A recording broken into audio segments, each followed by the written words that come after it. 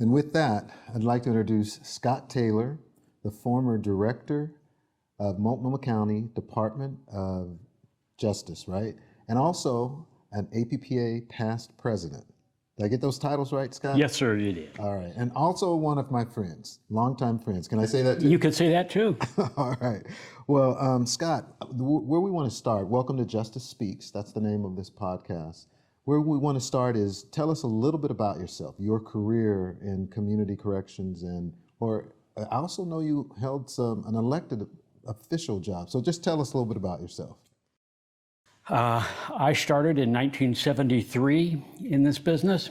I worked in adult and juvenile, worked in the institutions, worked in the community, and became a probation and parole officer, and then worked myself up, ran residential centers, did that sort of stuff, and then worked for the state of Oregon while we implemented community-based corrections, which is where Oregon moved things to the counties to control probation and parole.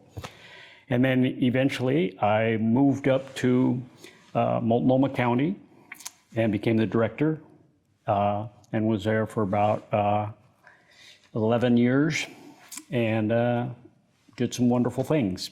And I think part of what motivates me, as we talk later, is yes, I was a city councilor, a council president, and then the mayor, one of the longest serving mayors of my little town. I got $50 a month for being the mayor. And so, but it was a great education on community, engagement of the community, and all the opportunities that people bring to you as an elected official. You know, that's why I wanted to make sure you mentioned that in your background, because you really have been on both sides, as it were. You've been an elected official responsible to the community in that regard, but you've also held those positions, including the agency head of an agency that's responsible for serving a community. So I'm going to suggest you're a little bit unique of those folks we've talked to in terms of having both of those experience. Which job was more difficult, the elected official or running Multnomah County? Two very different opportunities. And the Multnomah County one, I should say, also was adult and juvenile and a detention center, all that kind of stuff. So it was the world all coming at you once. And that's another one for our audience. That's another important point, because Oregon, like California, the agency heads would be responsible for both adult and juvenile. But as you know, that's not true across the country. Yeah, in many places in Oregon, it's not either. So it depends on the size of the county and the attitude of the elected. Okay. So what are you doing now? What's your? I got together with some other of your friends and formed a company called Just Us Consulting Consortium. And so it's folks who have a lot of experience in this field. And we like to go out and do strategic planning. We like to go out and do some coaching. And what we are really specializing right now in is executive coaching for up-and-coming supervisors in organizations.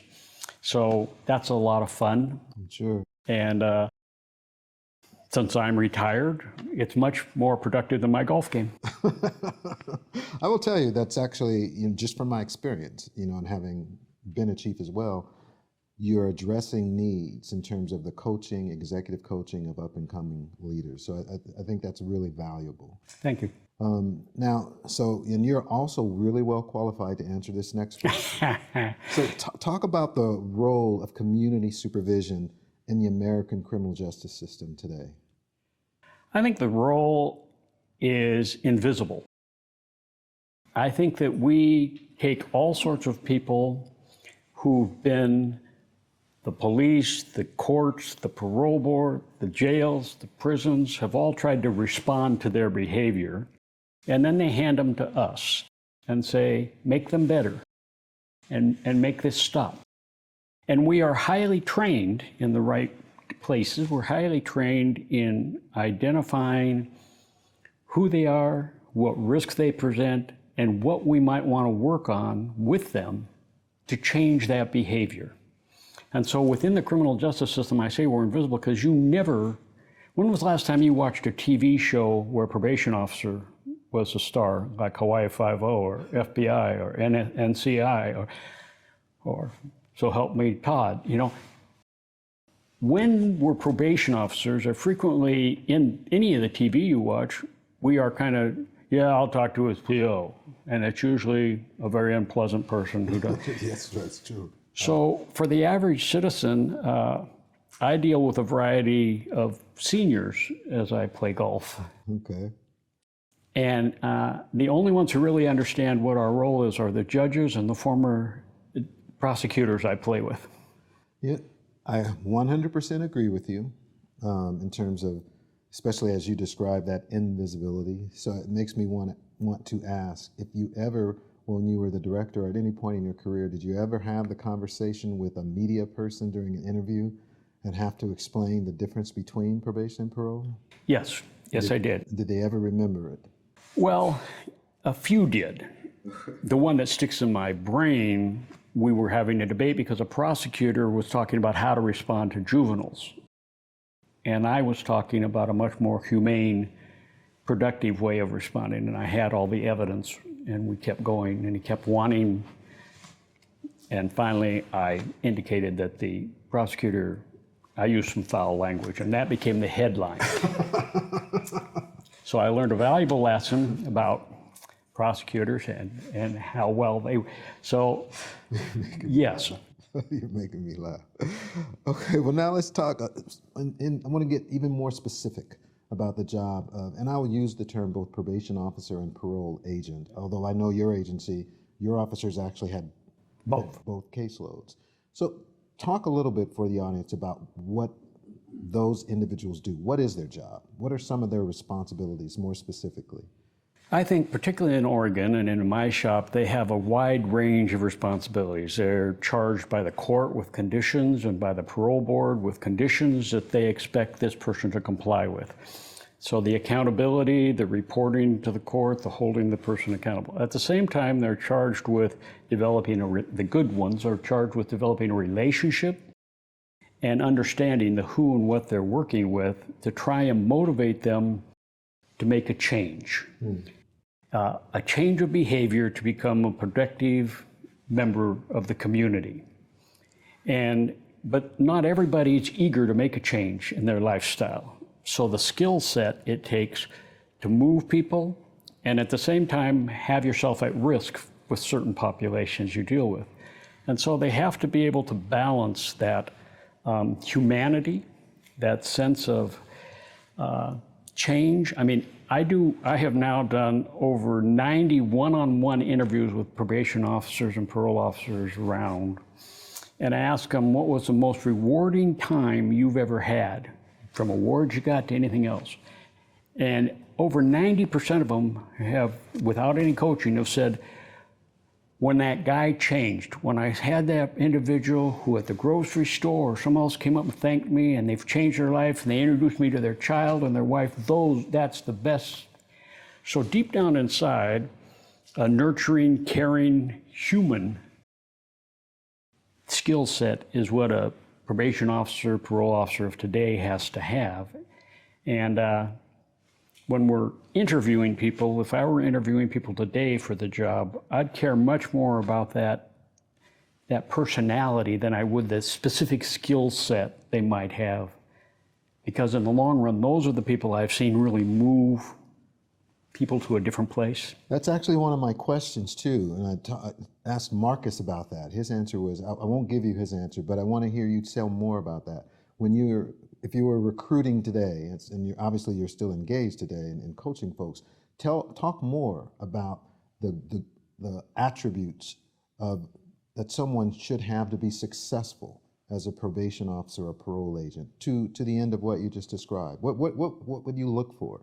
I would look for people with compassion, with emotional intelligence, the ability to sit with difficult people and still have productive conversations.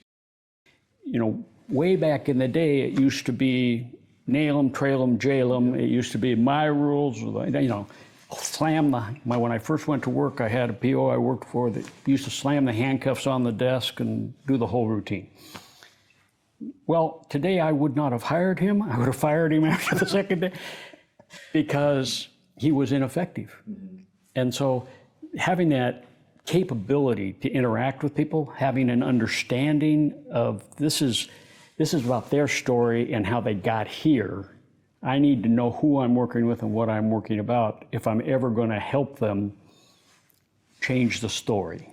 You know what I also find interesting about that? You and I were talking before the camera started about John Augustus, yes, who is the father of probation in this country. And he did not start with trail them, nail them, jail them. No, he did not. So what's your view about how our role either got to that point or there was a perception of that point? How did that happen? I think it happened as we tried to find a place, we tried to find an identity, and we worked with some very difficult people.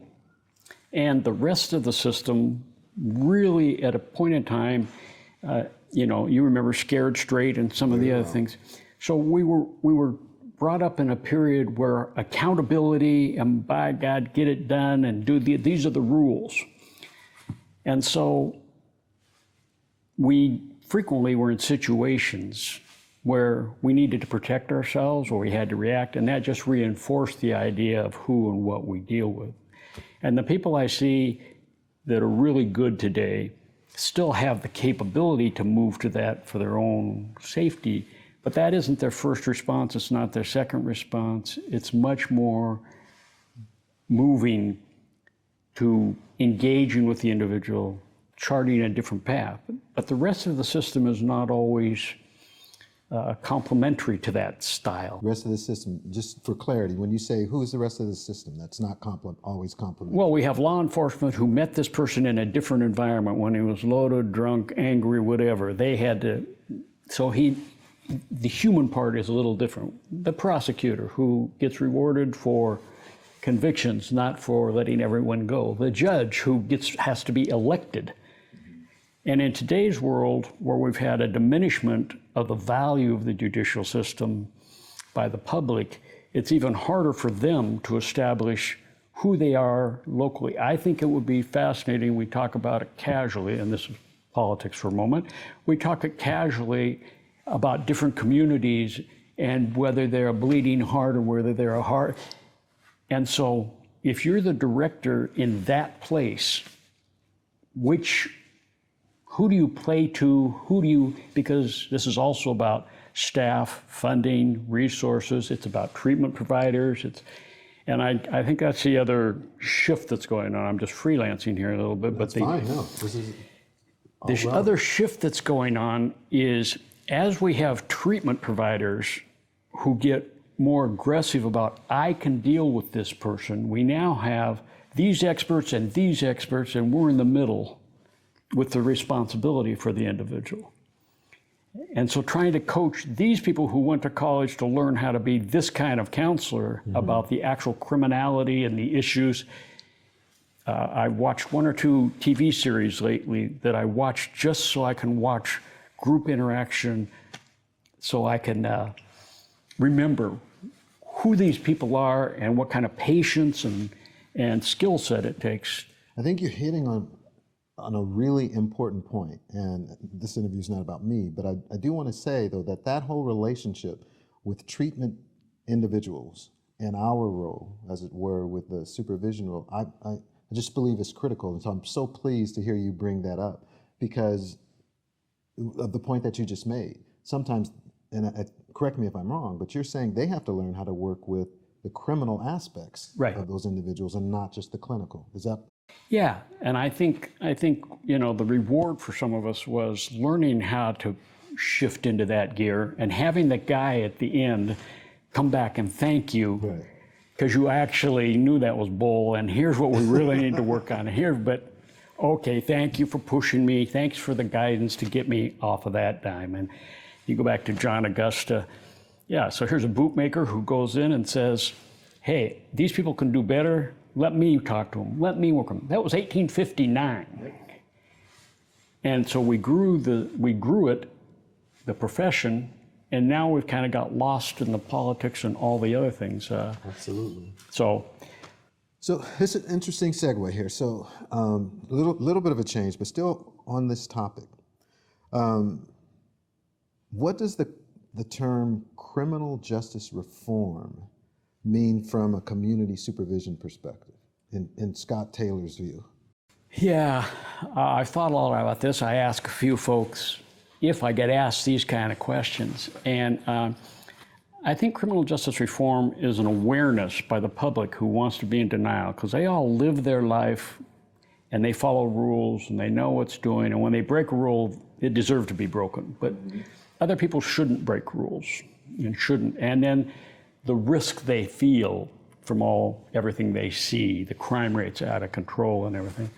And so for me, that criminal justice reform is, in its real base, is learning again about how do we take information we have about these individuals that we want to be part of the community. We want them to have productive lives for all of our safety. I mean, as a mayor, my safest community was if I could get those guys to quit doing that and actually contribute. So how do we get the reform in criminal justice to be aware that these are humans, these are people we're trying to have compassion about, and at the same time hold them accountable? And the other thing for me is we know so much more today than we did 50 years ago when I started about what makes a difference, what doesn't make a difference. And I hope we'll get some opportunity to talk briefly about technology, because what I find is that the inability to know what made a difference, so popular language is about desistance, the ability to talk positively about small incremental improvements in a person's behavior and life. Did they get a job? Did they actually get treatment? Do they have a place to stay? Do they have transportation? All those kinds of things that actually build to success. And the systems we have to keep track of that, enter it easily, and then see the dashboard, see the results, are ludicrous. The average PO spends most of their time being forced to enter keystrokes when they could be talking to the person. And then the data never translates to an easy to use response, a plan, a case plan. As you know, we spend some time specializing on case plans and implementation and training. And I am continually struck about, do you have a case plan? Yes. When's the last time you looked at it? Well, when I did it, that was about 6 months ago. Okay. Golly, we missed the stroke somewhere. So criminal justice reform to me is adjusting to actual what works, what doesn't, how do we move to that, and bringing the rest of the systems with us. I want to hear your thoughts on technology in just 1 second, but before we do that, here one more question on this reform question, as it were. Is the criminal justice system and community corrections reforming or evolving? Oh, great question. I think it's evolving, but it's a dangerous evolution. We may go extinct. How are we going to go extinct? If we don't do it right. Okay. Because we lose all value. Yeah. We lose value to everybody because everybody says they can do the job better. And so why bother? And so if you look around the nation, how many departments have recently seen a spike in their revenue and their funding? Have any? Not that I'm aware of. Me either. And so that decline, and there may be some, actually there are enlightened centers, but that ability then to take the same job and the number of people that are being crammed into probation as a much cheaper alternative to jail and prison, then it takes abuse on the other end by our own friends about overloading the system. Yes, we've heard those conversations. And so how do we find the right sweet spot where this is really who we should be working with? So one more piece of data. When I was director, I had dashboards that, as you may be aware, they gave me. I remember seeing them, Scott. And because we focused on evidence-based practices, because we focused on the people that could benefit the most from it, I had a 30% reduction in person-to-person recidivism compared to the rest of the state. And it was because we were doing that. And I'm fearful that in this environment, those things will be eaten by the politics and by the funding, and we'll go into just kind of this coasting survival. Can't tell you that that's an unwarranted fear, just another one of my opinions. But moving right along here. So what role does and or should technology play in community corrections today and in the future? Well, I think today, even though I cascaded a minute ago, I think that having data and having it available and the ability for companies that are building that and working on that to make it readily available, make dashboards so I used to be a pilot, and so the ability to see where things are, what's going on, where should I focus when there's all this stuff coming in, give us a great advantage if we'll actually use it and we'll use it productively. And I think the AI potential of the future, if we would embrace it and if we would engage some people who are much smarter than me on the use of AI, artificial intelligence, I think we could get to a place where we could take those evidence-based practices and design a system that actually was individually tailored effectively for people of the same risks, the same background, crime and everything, but then start parsing out what are the areas to focus on. And in my ideal world, 10 years from now or whatever, it would actually give the individual on their phone or on some communicator the next steps. It would be an adjusting, living document on ongoing instructions and mentoring even about choices made. Do you think AI will be able to deliver on that? Yes. All right. I'm anxious to hear. And I know I'm out there on the edge. No, but that's what we wanted. I mean, because I talked to some of our colleagues and they're afraid of AI. And I've talked to others and they're still trying to figure out what AI is. But well, and I think part of it is our own fear. And if many of them you talk to had gray hair and gray beards, they lock in.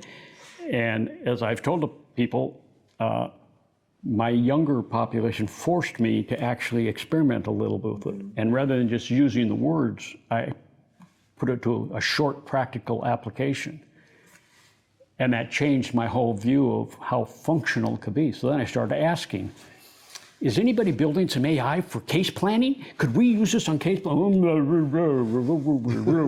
No, if you just fill out these 14 forms on the individual, then we'll have the clerical put that in, and then it's kind of like, okay, the answer is no.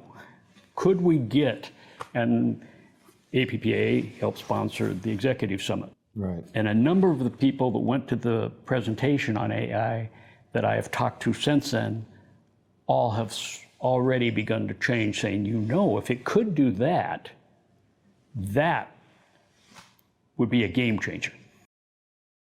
All right. I could talk to you a long time, Scott, but we're down to the last question that I'm going to ask you. And you've kind of alluded to it a little bit, but what's the future for community corrections? Where are we going?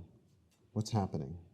Well, I use my John Augustus. I actually think we're moving back there. If we're going to be successful, we're moving back to a place where we have the right people we're hiring, who care about people, have the skill set, the compassion, the empathy, the ongoing intelligence, and we're moving to a place where we actually can multiply our effectiveness.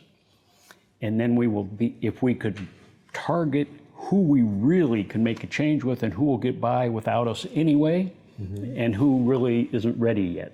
And we have a great difficulty cutting those two populations free and focusing on who we could actually make the impact on. And I think that's the next phase. I know I said that was going to be the last question, but your response actually begs another. Okay. Because you talked about those we really should leave alone. You also talked about those who we can make a change with, but you briefly touched on those who aren't ready. What happens with those? Well, I think with those, we adjust how we're paying attention to them and what we're doing. So it's not run free. It's, here's where we're going to spend our time and energy with you. And it's not about big changes. It's not about overwhelming adjustments. It's incremental improvement through tighter monitoring and consequences. And they don't have to be draconian consequences. They can be measured responses that get the message across. You would like to begin to change your behavior. Your life and my life would be easier if you would adjust. And I think that's That's the difference. So we don't just say, well, tough, back to prison or back to jail. We actually use what we know about how do we effectively get them to adjust. And having done that with hundreds of people, I'm very convinced that I can move people from a very high to a high risk and a medium risk. And I can, with the right officers, I can bring them into that flow.